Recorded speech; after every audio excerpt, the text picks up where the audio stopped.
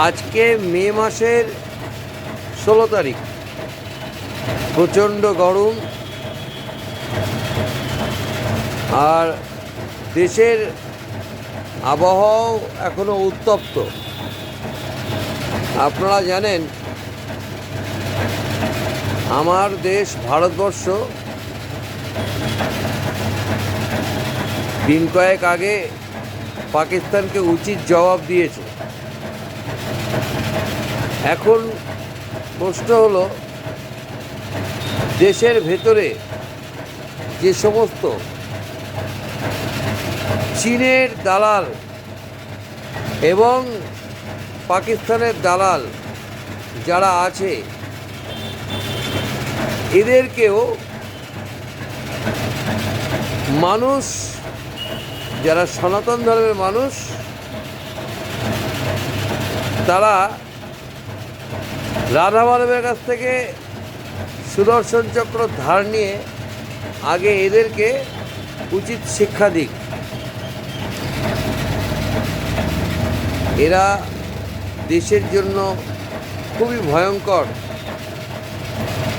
দেশের মাটিতে এই চীনের দালাল, এরা সব খবর চীনে পাঠায় এবং পাকিস্তানের যে দালালরা আছে এদেরকে চিহ্নিতকরণ করে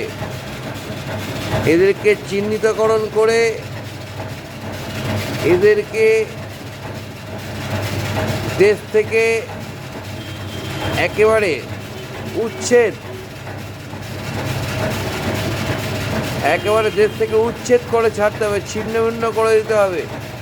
এদেরকে ঐক্যবদ্ধ হতে দিলে চলবে না, কারণ আগামী দিন আমার এই ভারতবর্ষ, সোনার ভারতবর্ষ, সেই আদি শ্রীকৃষ্ণের জন্মস্থান, আমার দেশ পবিত্র ভারত, এই ভারতকে সেই আরও একবার কুরুক্ষেত্রের যুদ্ধের মতো যুদ্ধ চালাতে হবে।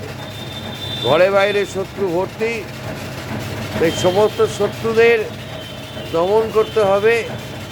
আমি ধন্যবাদ জ্ঞাপন করি আমার দেশের গর্বিত প্রধানমন্ত্রী নরেন্দ্র মোদীজিকে।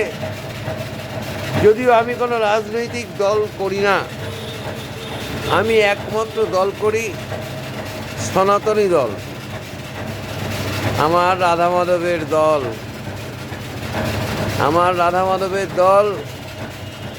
আমার রাধা মাধবের যত সন্তান আছে, যত ভাই বোন আছে, তাদের মধ্যে আমি কোনো ভেদাভেদ, জাতপাত আমি খুঁজি না।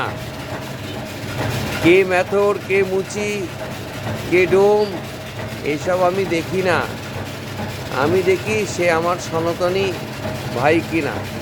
তাই সকলের কাছে অনুরোধ করব, আমার এই ভিডিওটা আপনাদের কেমন লাগলো এবং আগামী দিন আরও ভালো ভিডিও দেবো।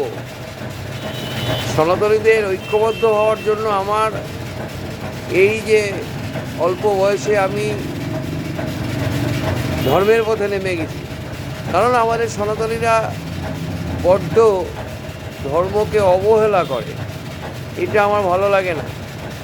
আমি মনোজ বিশ্বাস, আমার বাড়ি দোলতলা, মধ্যমগ্রাম, উত্তর 24 পরগনা, পশ্চিমবাংলার মধ্যে।